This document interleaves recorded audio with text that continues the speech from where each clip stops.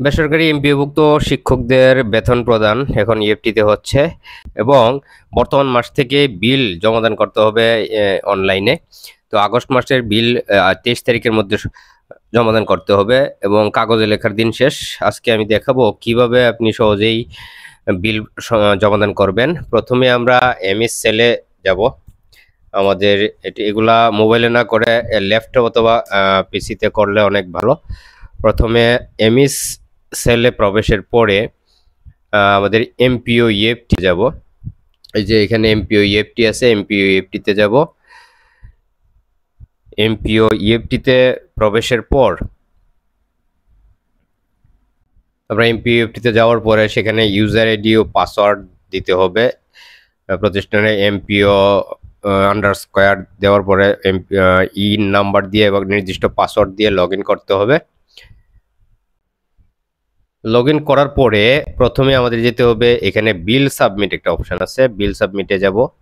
বিল সাবমিটে যাওয়ার পরে এখানে প্রতিষ্ঠানের ফিসক্যাল ইয়ার দেওয়া থাকবে, ফিসক্যাল মান্থ দেওয়া থাকবে, পে টাইপ স্যালারি দিতে হবে, এমপিও কোড। আসলে এমপিও কোড চাপ দিলে এসে পড়বে, এমপিও কোড আলাদাভাবে দেওয়ার কোনো দরকার নেই। দেখেন আমি আমাদের স্কুলেরটা দেখাচ্ছি।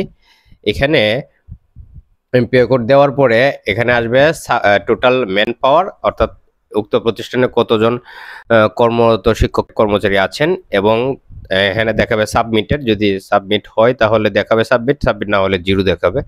আর নট সাবমিটেডের ক্ষেত্রে যদি কোনো শিক্ষকের বেতন ওই মাসে জমাদান না করা হয় তাহলে সেখানে নট সাবমিটেড অপশান আসবে।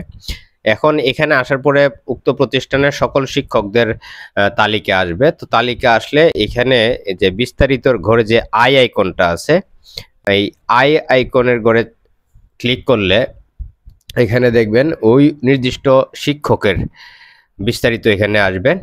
নির্দিষ্ট শিক্ষকের নাম, এমপিও সবকিছু এখানে আসার পরে আমরা এখানে যে অর্থ প্রদানের অবস্থা, এখানে তিনটা অবস্থান থাকবে। একটা হলো সম্পূর্ণ পেমেন্ট, আংশিক পেমেন্ট। এই যে সম্পূর্ণ পেমেন্ট, পরে হলো আংশিক পেমেন্ট, হলো পেমেন্ট নেই। সম্পূর্ণ পেমেন্টের ক্ষেত্রে যদি তার কোনো ছুটি বা কোনো সমস্যা না থাকে সেক্ষেত্রে সম্পূর্ণ পেমেন্ট দিব। আর যদি কারো আংশিক পেমেন্ট থাকে বা কারো পেমেন্ট না থাকে তাহলে সেটা সেই অনুযায়ী দিয়ে নিব। তা আমরা যেহেতু কোনো সমস্যা নেই সম্পূর্ণ পেমেন্ট দিব। সম্পূর্ণ পেমেন্ট দেওয়ার পরে আমরা মন্তব্যের ঘরে যাব। মন্তব্যের ঘরে এখানে যদি পদত্যাগকৃত হয়, যদি মৃত হয়, যদি স্থগিত থাকে, ভুল তথ্য থাকে বা সাময়িক বরখাস্ত বা বরখাস্ত, যার যেটা প্রযোজ্য সেটা দেবো। যদি কোনো সমস্যা না থাকে তাহলে ঠিক আছে এর ঘরে আমরা দিয়ে নিব। এরপরে প্রাপ্য দিনের সংখ্যা, এখানে অটোমেটিক্যালি প্রাপ্য দিনের সংখ্যাটা এসে যাবে উক্ত মাসের।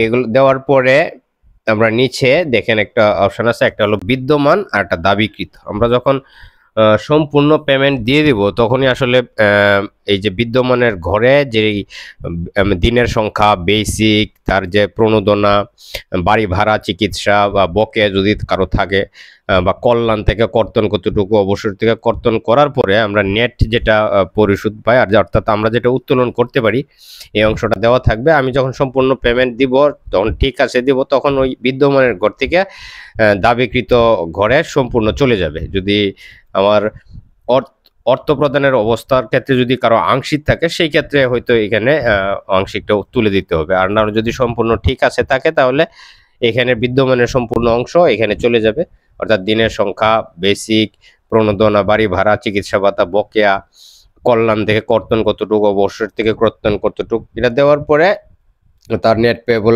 চলে আসবে। নেট পেবল চলে আসার পরে এটাকে আমরা ড্রাফট করে নিব। এটা করার পরে আমরা ড্রাফট করে নিলে, যেহেতু আমাদের এখানে সাবমিট হয়ে গেছে, তাহলে এখানে ড্রাফটের অপশন আসবে। আমি ড্রাফট করে নেব, অর্থাৎ সেভ করে নেব। পরে এখানে যে ডাউনলোড অপশনের সাথে এখানে একটা অপশন আসবে সাবমিটেড। এই সাবমিটেড করে ক্লিক করলে সবগুলা সাবমিট হবে। এরপরে সাবমিট হওয়ার পরে এখানে ডাউনলোড অপশন আসবে এবং তখন আমরা ওই অংশটা ডাউনলোড করে প্রিন্ট করে নিব। যেহেতু প্রতিষ্ঠানে সিল স্বাক্ষর সহ এটা সংরক্ষণ করতে হবে। তাহলে এই ছিল প্রক্রিয়াটা, মোটামুটি খুবই সহজ একটি প্রক্রিয়া। এখন থেকে এমপিওভুক্ত শিক্ষকদের আর কাগজ জমাদানের বা কাগজ জমা দিয়ে এই যে একটা প্যারা ছিল, এই প্যারা সম্পূর্ণ শেষ। এখন থেকে অনলাইনেই প্রতি মাসে নির্দিষ্ট তারিখের মধ্যে প্রদান করতে হবে। সো ধন্যবাদ সবাইকে।